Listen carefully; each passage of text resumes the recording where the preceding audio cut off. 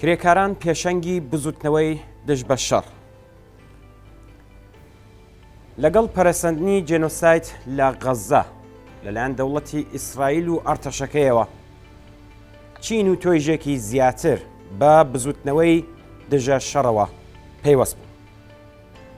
لەم ناوەدا ڕۆڵی کرێکاران لەو بزوتنەوەیدا تا دێت کاریگەرتر دەبێت. ڕۆژی دووشەممە 6 نوامبر بەرابەر لەگەڵ 15 خەزەڵوەر کرێکارانی باراندازی بەندەری بارسلۆنا لە ئیسپانیا بەیاننامەیەکی فەرمیان بڵاو کردەوە و ڕایانگەیاند کە خۆیان لە بارکردنی کەرەستەی سەربازی بۆ ئیسرائیل و دەوڵەتە پشتیوانەکانیان بەدوور دەگرن. ئەوان داوایان لە هەموو کرێکارانی بەندەرەکانی ئیسپانیا کرد کە پێیانەوە پەیوەست بن بۆ ئەوەی دەوڵەتی ئیسرائیل و هاوپەیمانەکانی ناچار بکەن کۆتایی بێنن بە جێنۆساید و شەڕی فلستین لە غەزە و بە تایبەتی لە غەزە بزوتنەوەیەکی نێونەتەوەیی وەڕێبخن. ئەو ئاکسیۆنە بوێرانەی کرێکارانی بەندەری بارسلۆنا درێژەی تەقینەوەی تووڕەیی و بێزاریەکە کە لە نێو کرێکارانی وروپادا لە دژی کۆمەڵکوژی دەوڵەتی ئیسرائیل بۆ سەر دانیشتوانی غەزە پێکهاتووە. لە بێلژیک سەندیکاکانی کرێکارانی گواستنەوەی ئاسمانی و دەریایی لەگەڵ دوو سەندیکای دیکەی وڵاتە ڕۆژی 31 ئۆکتۆبر لە بەیاننامێکی هاوبەشدا ڕایانگەیاند کە بارکردن و گواستنەوەی هەر جۆرە بارێکی چەک و چۆڵ بۆ ئیسرائیل ڕادەگرن و هەر چەشنە هاوکاریەکیان سەبارەت بە گواستنەوەی چەک بۆ ئیسرائیل بە هاوبەشبوون لە جێنۆسایدی دانیشتوانی غەزە ناوبرد. ڕۆژی 2 نوامبر کرێکارانی یونان لە فڕۆکەخانەی نێودەوڵەتی ئاتێن دەستیاندایە ناڕەزایەتی دەربڕین بەرامبەر بە جنایەتەکانی دەوڵەتی ئیسرائیل لە غەزە و داوایان لە باراندازەکانی سەر تاسەری وڵات کرد کە خۆیان لە گواستنەوەی چەک و چۆڵی وڵاتانی ئەندامی ناتۆ بۆ ئیسرائیل بپارێزن. ڕۆژی دووشەممە 6 نوامبر بەرابەر لەگەڵ 15 خەزەڵوەر دانیشتوانی بەندەری تاکۆما لە ویلایەتی واشنگتۆنی ئەمریکا بە دەربڕینی ناڕەزایەتی ڕێگەی ناردنی چەکیان بۆ ئیسرائیل بەست. ئەوان بۆ ماوەی 7 کاتژمێر ڕێگریان کرد لە بارکردنی هەر چەشنا کەرەستەیەکی سەربازی بۆ کەشتی MV کیپ ئۆرلاندۆ.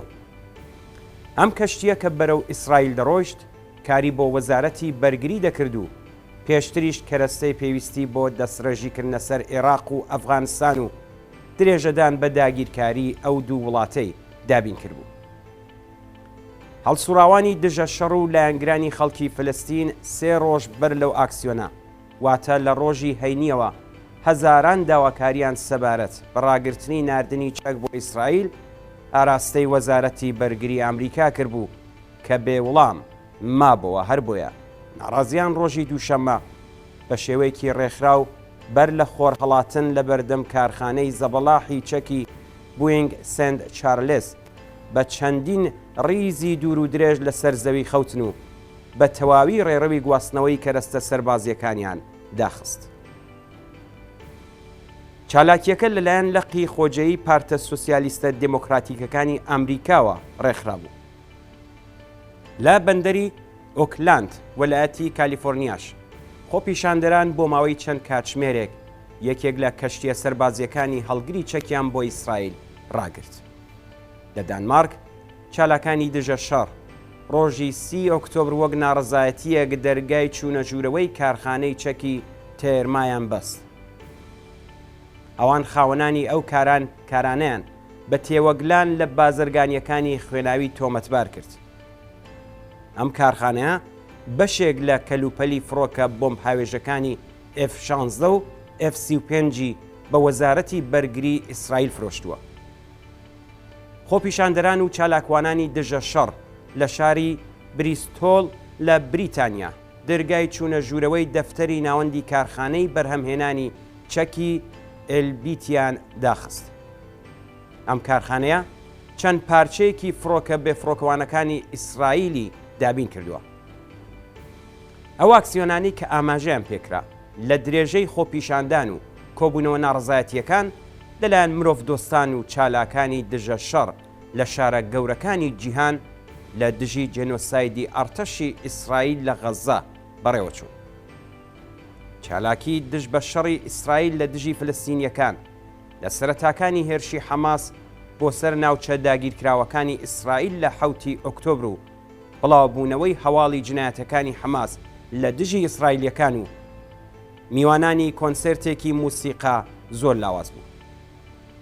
بەڵام لەگەڵ زیادبوونی قوربانیانی فلستینی لە غەزە و کەرتی ڕۆژاوە و هەروەها ئاشکرابوونی زانیاری زیاتر سەبارەت بە ڕۆڵی ناڕاستەوخۆی دەوڵەتی ئیسرائیل لە هاندانی حەماس بۆ هێرشکردنە سەر ناوچە داگیرکراوەکانی ئیسرائیل، ئەم بزوتنەوەیە بەهێزتر بوو. ئێستا کە ژمارەی قوربانیانی دەستڕێژیەکانی ئەرتەشی ئیسرائیل بۆ سەر غەزە گەیشتۆتە زیاتر لە 10,000 کەس و لەو ڕێژەیە زیاتر لە 4,000 کەسیان منداڵن، ئەم بزوتنەوەیە ڕۆژ بە ڕۆژ لە گەشەکردندایە و فشارێکی زۆریان خستۆتە سەر ئیمپریالیستیەکانی ئەمریکا و بریتانیا بۆ ئەوەی دەوڵەتی ئیسرائیل ناچار بکەن شەڕەکە بوەستێنێت. هەگەرچی ئەوان ڕۆژی 7 نوامبر بڕیارنامەی 10 ئەندامی ناهەمیشەیی ئەنجمەنی ئاسایشیان سەبارەت بە ڕاگررتنی دەستبەجێی شەڕ لە غەزە وێتۆ کرد، بەڵام جۆ بایدن سەرۆک کۆماری ئەمریکا بەهۆی ئەو فشارانەوە داوای لە دەوڵەتی ئیسرائیل کرد کە شەڕەکە بۆ ماوەی 3 ڕۆژ ڕابگرێت. لە ئێران بەداخەوە خەڵک پشتیوانی کۆماری ئیسلامی لە حەماسیان لەگەڵ خودی خەڵکی فلستین وەک یەک لەبەرچاوگرتووە. بەڵام واقعیەت ئەوەیە کە کردەوەی هێزە کۆنەپەرستە ئیسلامی و میلیشیاکانیان نەک هەر هیچ پەیوەندیەکیان بە دۆزی خەڵکی فلستینەوە نییە، بەڵکو گەلێک زیانیشیان پێگەیاندووە. ئێستا کە وردە وردە خەریکە زیانەکانی دەستڕێژی ئیسرائیل بۆ سەر غەزە بۆ کۆماری ئیسلامی تا دێت زیاتر دەردەکەوێت، لەوەها بارودۆخێکدا پێویستە هەڵسوڕاوانی کرێکاری، چالاکانی مافی مرۆڤ و هەڵسوڕاوانی بزوتنەوە کۆمەڵایەتیەکانی دیکە خەڵکی مافخواز و ئازادی خوازی ئێران هام بدەن بۆ ئەوەی بەشداری بزوتنەوەی جیهانی دژە شەڕ بن و لە قافڵەی یەکێک لە گرنگترین بزوتنەوە نێونەتەوەییەکان جێنەمێن.